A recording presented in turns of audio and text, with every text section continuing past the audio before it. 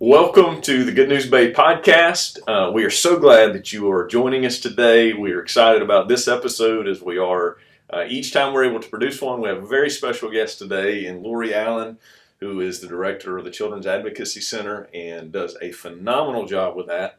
And I wanted to just remind you, it is our job here to make Bay County brighter one conversation at a time, and we believe this conversation will do that.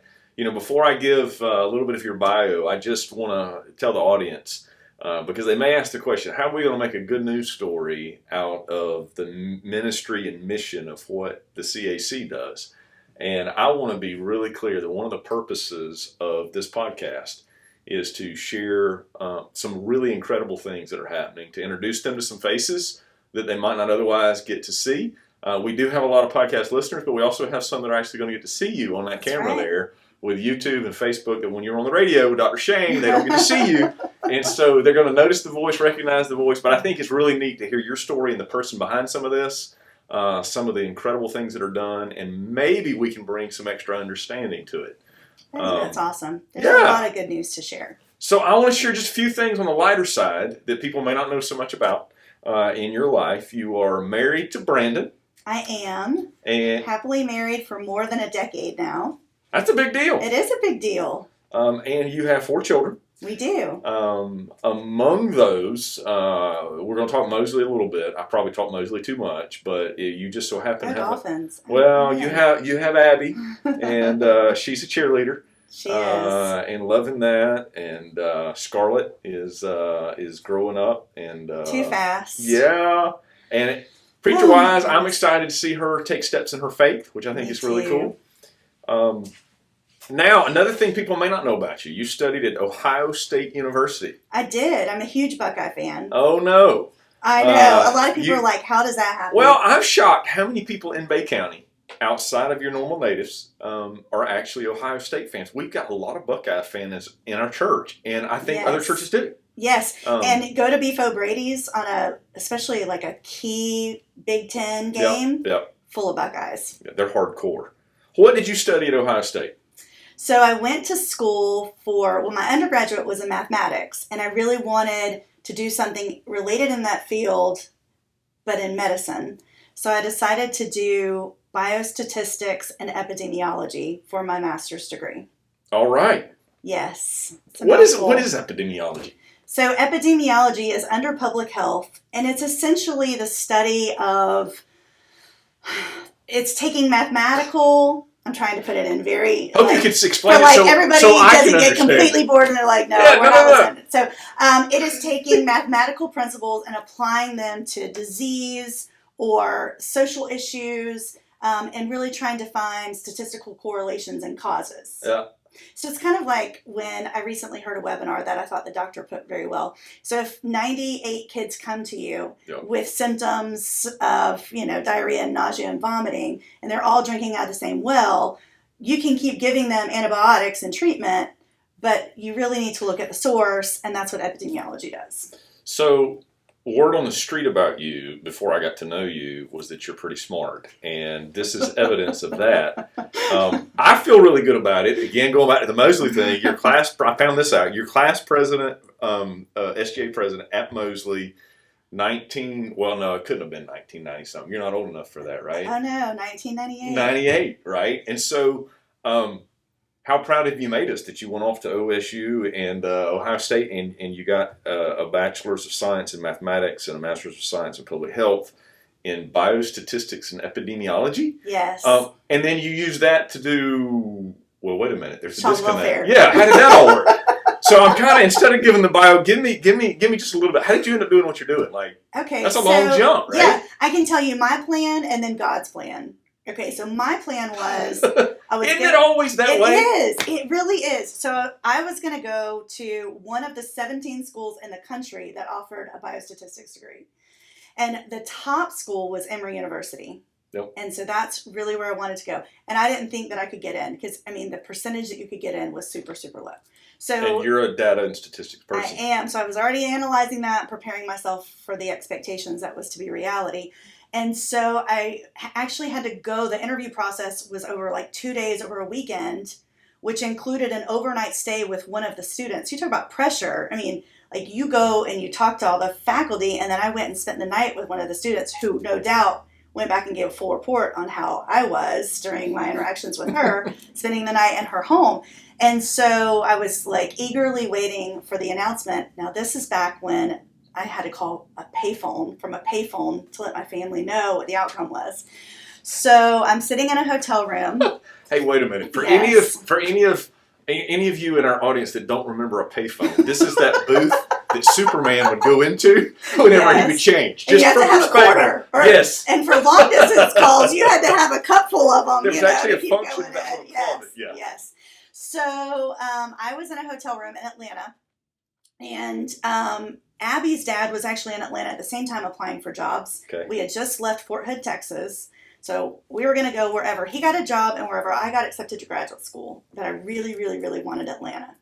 So I got the call back that I got accepted, and I was on like cloud nine. I was going to go to Emory, and then I was going to go work for the CDC. And so he came back, and, he looked excited and disappointed at the same time. And he said, I got a job offer in Atlanta, but I got a much better one in Columbus, Ohio. And I was like, oh, well, I did get accepted to Ohio State. I really want to go to Emory. To Emory, yeah. And so I made a compromise, which was actually a blessing in disguise because, I don't know that I would be real happy doing epidemiology, and especially after a pandemic. I can't imagine what it's like working for the CDC right now. I mean, God, clearly his plan was much better than my plan. You might have a few less friends around right? here. Just saying. Just saying. So, and I got to come back home, and I feel like my work, I talked about, it's not a job. I mean, it's a purpose. And so anyway, I went to Ohio State. I loved it, and ended up, spending a short amount of time in Philadelphia, a couple years in Dallas, and then came back home trying to really decide what I wanted to do. And it was my dad's suggestion, I really think you'd be very good at child welfare. You should go work for the Department of Children and Families.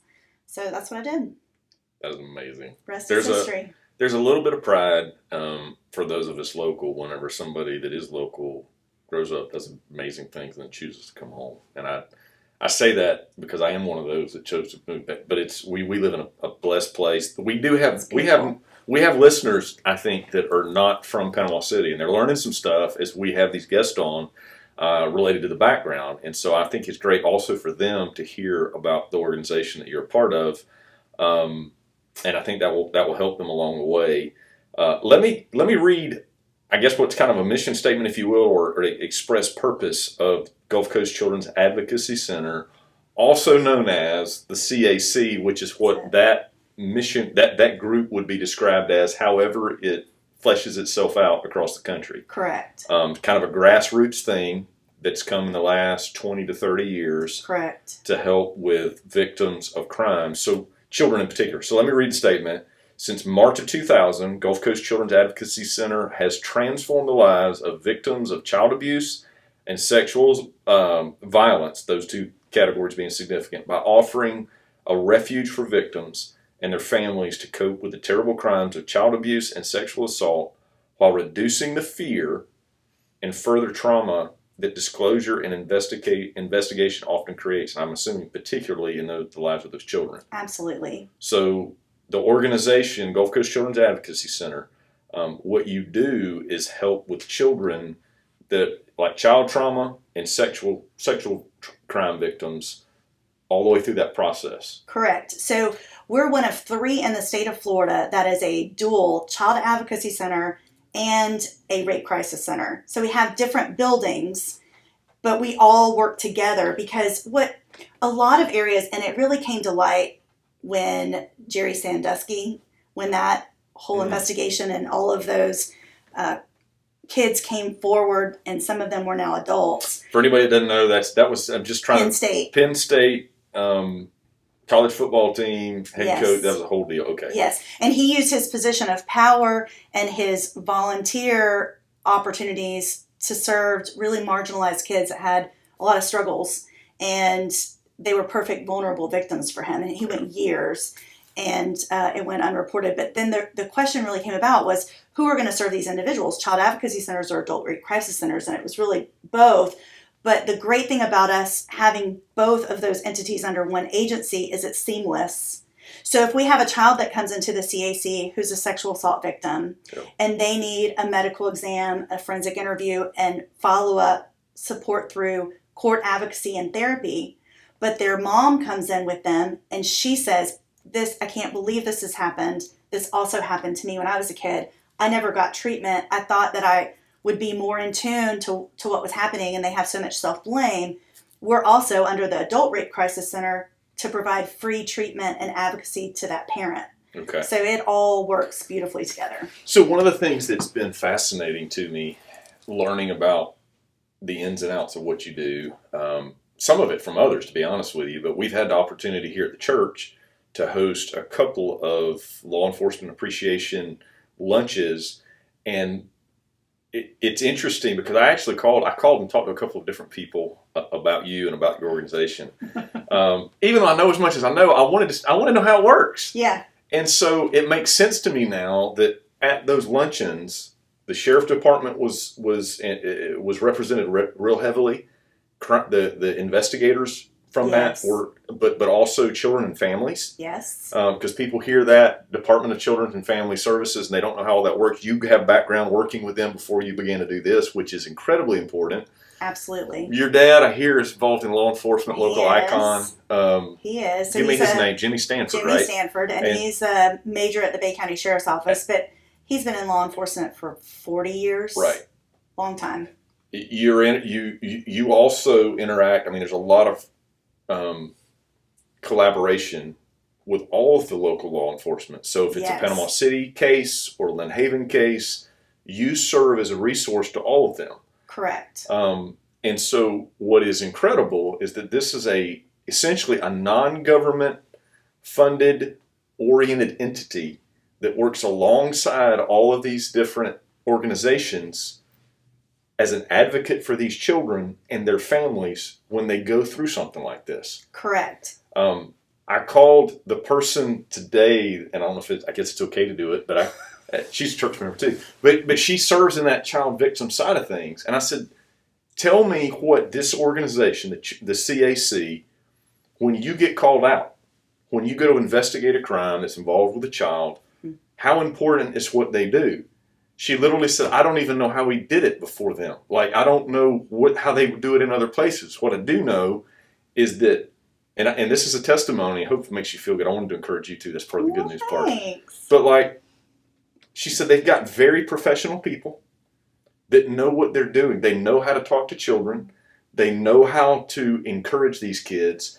And what I thought was, and I know I'm supposed to be interviewing you and letting you talk. Sure. But like, what's really cool, and you tell me if I'm wrong on this, but the whole goal is to be able not just to interact with these kids in such a way to limit any further trauma, but part of that is if they can get the right interview, a lot like your people out there to come alongside, then these kids don't have to go over the story 40 times. Exactly. So like, it's recorded, it can be utilized as many times as it needs to be, but that child doesn't have to be put through that again. Yes. And that was the whole reason why in Huntsville, Alabama is where the Child Advocacy Center movement started. Okay. It started in Huntsville, Alabama, and it was a prosecutor. And one of the things that he recognized as a prosecutor is that without a child advocacy center, and really there was no name for it back then, but in the 80s, he said we would have kids come in who had been interviewed an average of 10 times about what happened to them, most of the time to someone that they knew, loved, and trusted. So 90% of the time, that's the dynamic of abuse.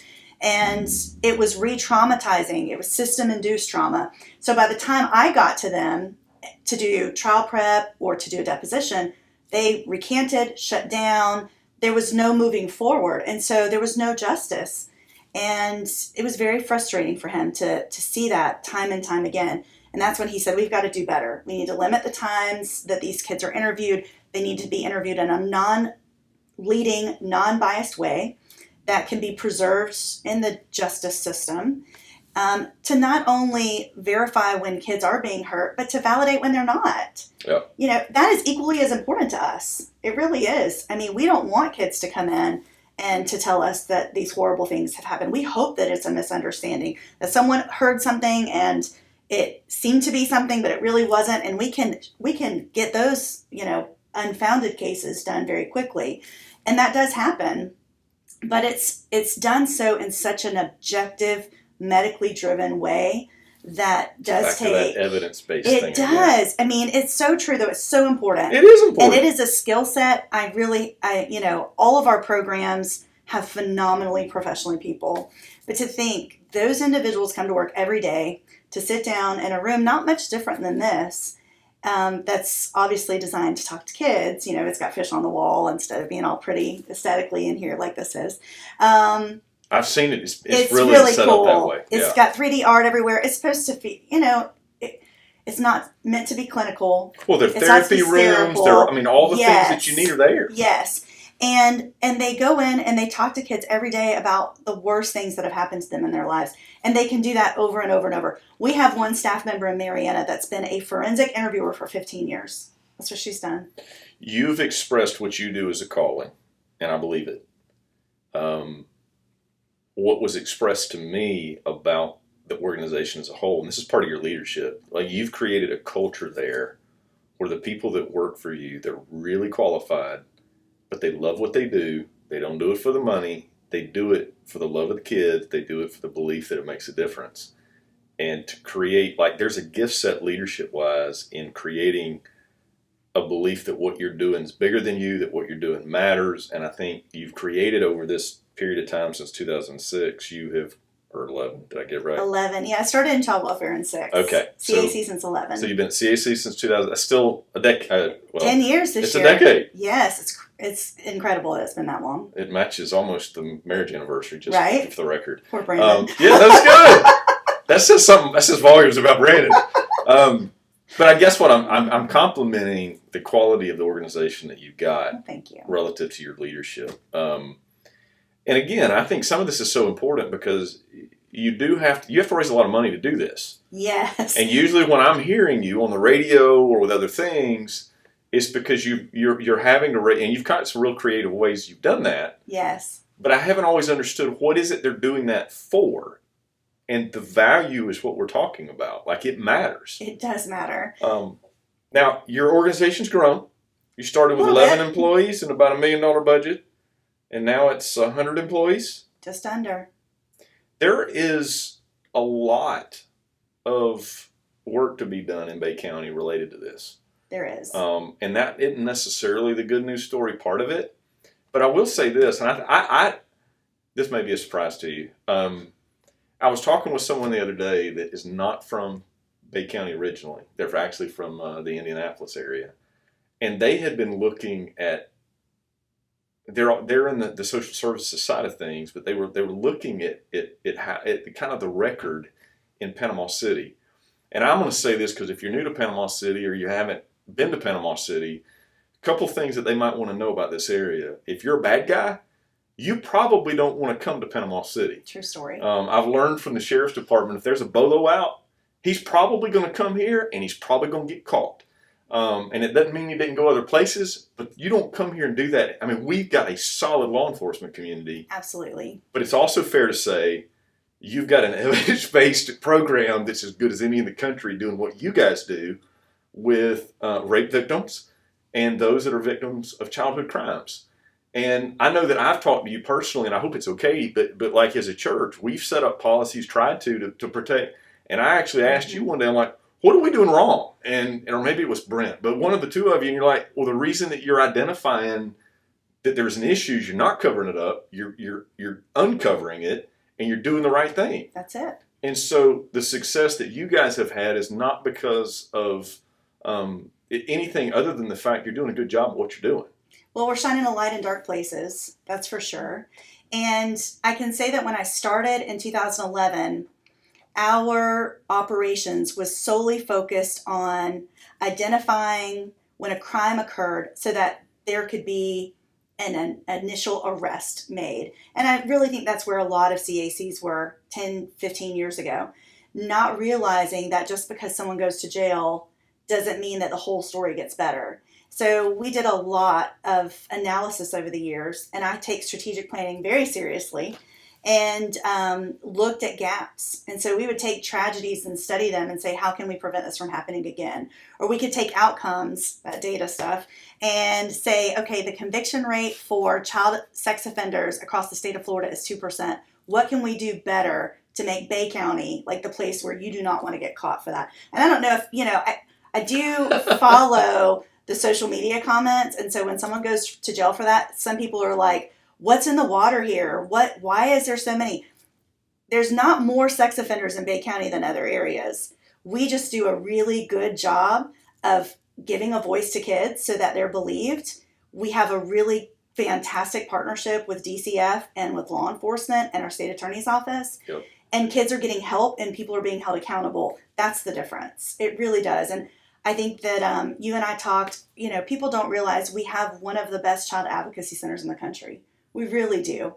It is just incredible, the programs that we have. They're not all focused on just that initial response for forensic interview and medical exam. We're supporting kids with educational outcomes, and we're supporting families that want to learn how to be the best parents they can. I mean, we've got staff that are doing all kinds of stuff that would prevent kids from being maltreated. I want to go back to your comment in a minute about being the best in the country, because I'm gonna make you press it that a little bit evidence wise, because that's where we're at, right? And you can. I can. But let me throw something else at you. It's my understanding. Again, I investigate you guys. I'm so intrigued by this. Yeah. And so I asked the question. Tell me how all this works. And so I know that the call's made. Y'all come out, y'all help if they identify that we've got a child or somebody that fits within y'all's purview. It is also true that that our local agencies get phone calls from other places that don't have the resources that we have in our best in the country space, saying, can you help us? And I made a connection that I think is true, and it was kind of verified by local law enforcement, but we have extension centers. Like I say we, like we're together, but we're not. As a community, we are. So y'all have created extensions. I think I read there's 6. There's actually 15 locations, but in 6 counties. In the 14th Judicial Circuit, which I don't really understand all that means, except it's multiple counties, and it probably matches up with court system. And that's exactly what it matches up with. And so, is that why we have extensions? Is because it meets the need in a greater area where these resources are not available in these smaller towns? Yes. So when I started, we had the primary office in Bay County. We had a very small office that only did forensic interviews in Mariana. That was not the best location. We had one in Bonifay, and again, it only did forensic interviews. That's it. And that was 2 staffs in the other 5 counties. And so then the other, 9 of us were in Bay County. And I looked at our service array and I said, how is it that someone who lives in Port St. Joe is not able to get access to the same services that they should have just based on their zip code? Those victims of crime are equally as important as kids that live in Bay County. Yep. And so that was one of the first things we did, is we started looking at resources and grants and those fundraisers and the donations. And we started putting offices everywhere so that there was accessibility for all. It doesn't matter if you live in a town of 8,000 or 35,000, you're going to be able to get the help that you need. And we're at the point now that we're actually looking at Bay County. Bay County's huge. West end of the beach to Fountain. And getting bigger. Yeah. I mean, you're talking about geographically the space. So we're talking about putting satellites within the county. So one on the beach. The landmass area. Yes, so that accessibility to therapy is not a challenge. And in the interim, until we can do that, we've been able to hire, and we just hired our second. We call them victim services facilitators. And we go and pick individuals up who have the obstacle of transportation or access and bring them where they need to go for services. And that's been able to limit the challenges that some families face around accessibility. So we're doing everything we can. I know that we got a lot of listeners that are business-minded people. Typically, business-minded people like lower taxes because that's how you run a good business. Sure. It doesn't relate a whole lot to the government side, although we love the things that government does that are required and needed. But as you and I have talked, those that know local Bay County politics and tax circumstances are aware that our expenses went way up as a result of the hurricane. Absolutely. And all the stuff that went with that. Many of our not-for-profits have not gotten as much funding, not been able to, whatever line item was available with local tax dollars. Local business owners are like, well, we don't really want our tax dollars being used in places that they're not totally required. As a Christian guy, let me just offer it. Is it okay? We got a lot of Christians in Bay County, probably a lot of Christians listening to this, I hope, because I hope they do that out of loyalty, but maybe some that aren't. But like our giving principles and generosity is based on the idea not that we have dollars that are taken from us and then redistributed, but the Christ-like approach is one of generosity, that out of his love for us, we lovingly give to those that are in need. And so I would suggest to people that are listening that are wondering what is the God-oriented philosophy of how we fund things that matter. How do we help the orphan? How do we help those that are the elderly and those that are in need? We find organizations that do that and we fund them. Now, we do that as a local church, and so I'm not asking local Christian church people, don't you give your dollars, your tithe dollars, but you should give above and beyond. Sure. Like literally, this is the Christian way, not, well, the government's going to do that. No, we don't wait on, Christian people don't wait on the government. I'm not trying to solicit as much as just say, what I think is beautiful is this is a local version where it is scrutinized heavily by lots of different organizations. You know, it gets looked over. A lot. But I love local rule. And you're meeting local needs of local kids in a way that you're going to make the case is the best in the country. You told me how many people scrutinize your dollars. Go ahead and make the case, because nobody wants to give to something that they think that, you know, good old boys on the side are misusing it and people are getting wealthy. So sure. Name off the people again that look over your finances. So first, I think one of the other questions that we often get asked with that is how much of my taxes are going to fund, you know, the Child Advocacy Center. And you had never heard of the particular grant that the majority of our funds come from. And it is taken from federal crimes, those court fees and restitutions, and put into a big pot. Ronald Reagan established that. It's called the Victims of Crime Act. And that's what funds victims' services. So the majority of our funds are not even taxpayer funded. So when people do bad stuff, there is a fee that they get charged with that goes into a pot. Correct. At a national level? Yes. And some of those dollars are coming back here. Correct. To help so it goes from the Department of Justice, which oversees those funds, to the state attorney general's office, which oversees those funds. And then we directly contract with the Attorney General's office. But we also are overseen by the Department of Health, the Department of Children and Families. We have 2 statewide coalitions through the Rape Crisis Center and the Child Advocacy Center that oversee our operations. We are also overseen by the National Children's Alliance, which does our accreditation every 3 years. And so at any given moment, there's someone that is in, you know, but I like the transparency. I like the accountability. I think that it's very important that people trust what they're supporting.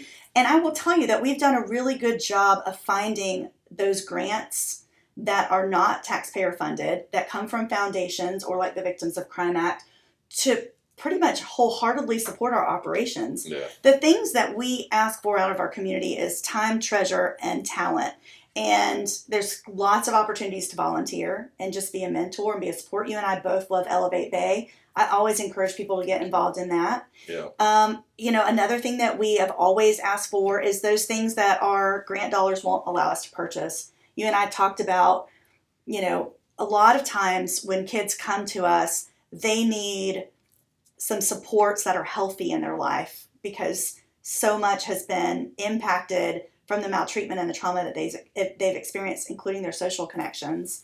And so just today I approved with donor funds a kid to join a gym, to be able to have that outlet to help heal. I mean, those are healthy coping mechanisms.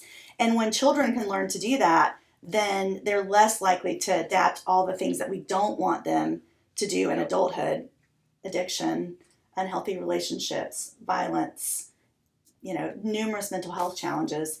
And if no one has ever heard of the Adverse Childhood Experience Study, it's about 20 years old now.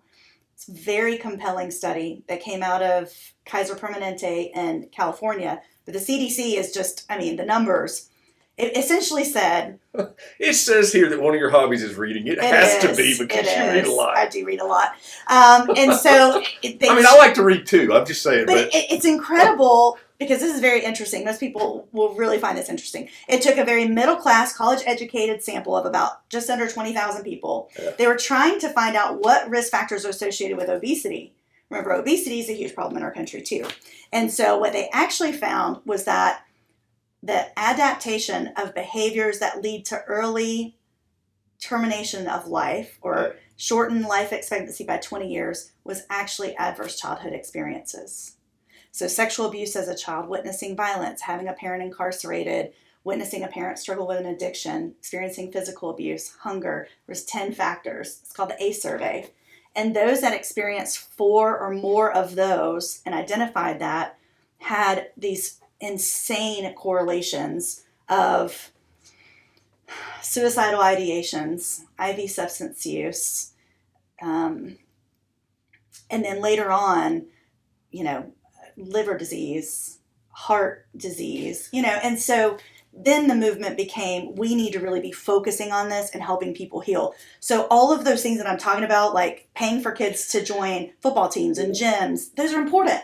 Well, if we're taking data and drawing it back to how do you fix things, like we could easily make the financial connection between a solid family life and what it doesn't cost later in resources provided. Yes. Like I've literally had conversations with local managers of municipalities about something like Elevate Bay. We make a difference in a kid's life as a mentor, young in their life, get them through school, get them to actually working. And now all of a sudden we save hundreds of thousands. It's not about dollars and cents. It's about what's the right thing.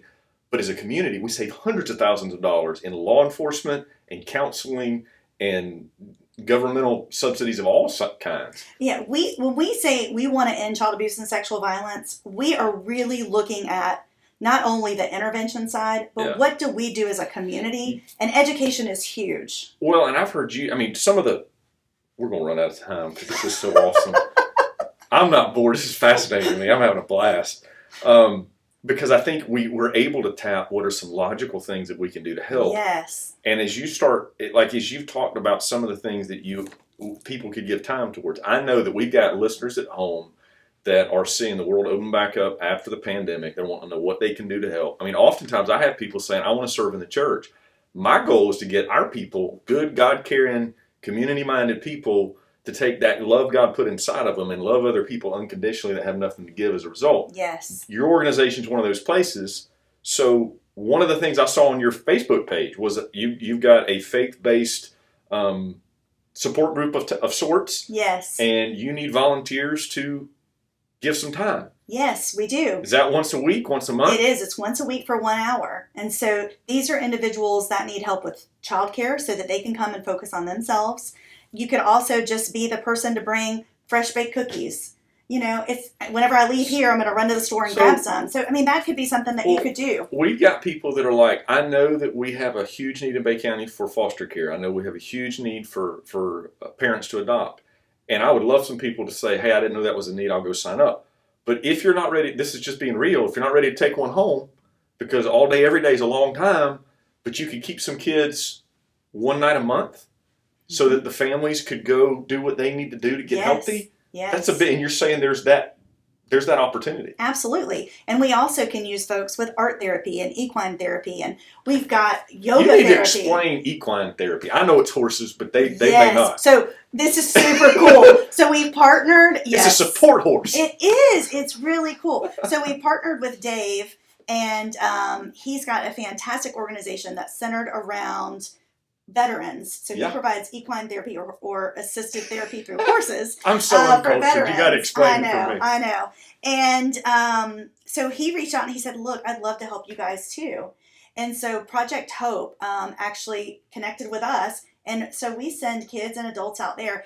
And it is incredible the connectivity that the animals have and the healing. And so we have volunteers that go out there and just facilitate. So if I was a horse lover and I missed horses and I wanted to help people, I could volunteer and go in. I got a job for you. All right. So you've got a lady, a sweet, very qualified person named Shannon Rodriguez. Yes. And she's the person that would be contacted. Can they just go to the website? Is there email? You can go straight to our website. It says volunteer, click there, and that comes straight to us. All right. You also said that there's a big need right now. We talked about this a few months ago. A lot of these cases, because we're good at what we do, there's a lot of backlog. Anybody who's read the paper knows that there's extra people in the jail right now because they can't go through the court systems. Judges are overworked. The good news, by the way, is that we got state funding. That's right. They're going to appoint 2 new judges. That's right. We need them. We need them bad. It's happening. It's good news. Good news day. Yeah, it's good news day. But because of that, though, we haven't been able to get into the court system. These folks that you guys are loving on, many times they don't have a lot of advocates and support whenever they go into the courtroom. I liken it to a wedding. You ever been to a wedding and there's the groom's side and there's the bride's side and his people, sit with the groom. You've got to send some of the brides over. Well, and what you're saying is that you've got kids that go in there and are having to sit through a court proceeding and they've got nobody supporting them. And so you're asking for volunteers now that the courtrooms are back open that would actually wear the special color blue. That's it, for child abuse prevention. And what are these kids told going into the courtroom about people in blue? Just they're there to support and love you.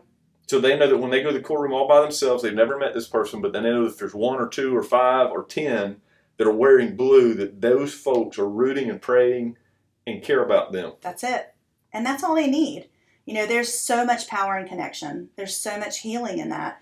And so imagine being a 6-year-old or a 7-year-old and you're having to testify and there's no one there to support you.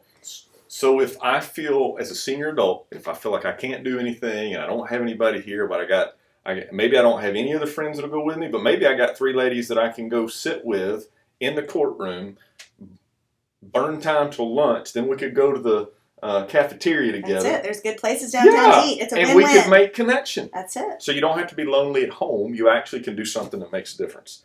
Go back and tell me the story. Best in the country. Yes. Some really smart people from some of these northern places that you've been to that do high-end stuff related to helping kids. You're laughing at me. I love Bay County, you can tell. I love your summary.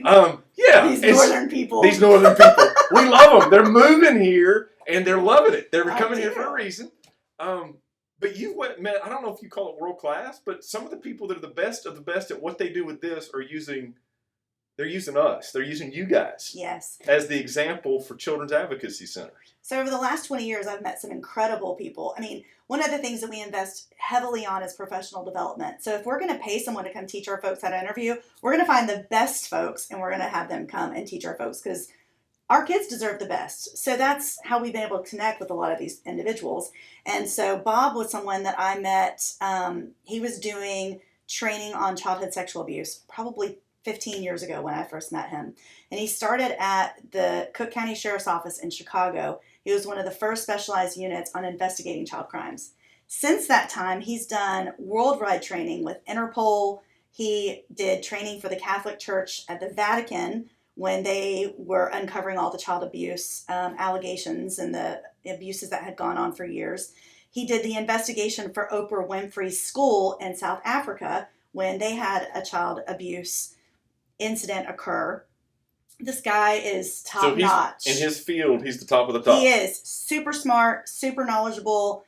I just adore him too, personally. He's a great person.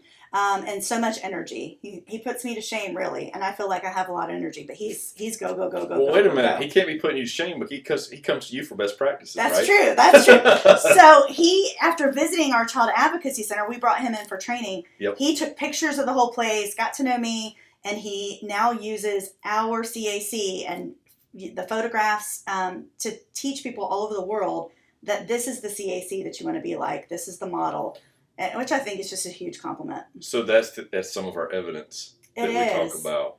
Y'all are doing incredible stuff. I've learned, I love folks that know how to love people and deal with people. And I am very fascinated by folks that also are very intelligent. But when you find those two together, somebody that can do both of those things, those are incredible leaders that lead big organizations. They lead successful organizations. Many times those are the ones that run the Fortune 500 companies. And maybe I'm paying a super high compliment, but you're one of the brighter people I know, and you're one of the better people I know, and we are very blessed in Bay County to have you here as a calling, running what is an incredible organization, loving people locally. If you're new to the area, you want to know how you can get involved, what you can do. There's a whole list of other things. I know you're well enough to know that the list doesn't end of things that people can do. For sure. We support you. I'm being honest. You're one of mine, and I counted you as one even for years because you're a friend. I know. But I think it's an incredibly good news story. So in Bay County, good news, right? It is good We news. not only are the home of the state champion Mosley Dolphin baseball team, yes, and the Bay High cheerleaders that are now national champions. That's right. I married a 1991 cheerleader, and everybody is a better cheerleader that ever played cheered at Bay High because of that. I was a Mosley baseball player. I'm better because we're state champions. And we've got, I think there was an Arnold team that wants to know. I mean, I probably need to come up with a list. Yeah, we don't want to miss it. We've got some incredible things coming out of our amazing. community. And it's going to get better even because of all the adversity that we've been through. Resilience. Yeah. Romans chapter 5. No. That's one of my verses. I love it. I do. Perseverance, character, hope. I preach it all the time. See, there's a whole faith story here we didn't even get to talk about. I know. I love it. More good news than another time. Absolutely. Hey, thank you for all that you're doing. Thank you for being willing to be real and to tell your story. I hear you like to garden. I do. It's off the cuff and out of the middle of nowhere, but you're a normal human person. You got those 4 kids and that husband that we love. Normal human Take some time. Well, they put me on this pedestal like I don't, drink normal water and eat normal food. I make plenty of mistakes and I kill lots of things that I try to garden, but I do enjoy it. I know you lay awake at night figuring out how you can help these kids, because what I commonly hear is it's all about them babies, right? It is. That's the phrase. And if you ever wondered what that means, hopefully now, after a few minutes talking about some of this, there's a lot of very intricate parts. It is Bible based to a large extent, but it's also data based. If we had to summarize it, I think we'd say it's all about them babies, though, right? For sure. At the end of the day. And we are helping them. It is a good news based story. Thank you for being our guest. Thank you for having me. To each of you that are listening or watching, thank you so much for joining us today for this Good News Bay podcast. Thank you for listening to our podcast today. If you were encouraged by the good news, we would ask you to subscribe through Apple Podcasts, Spotify, and Google Podcasts, as well as YouTube. If you will subscribe, all new content will come your way. You'll get notified of it, and it'll help us to brighten Bay County. Thanks, guys.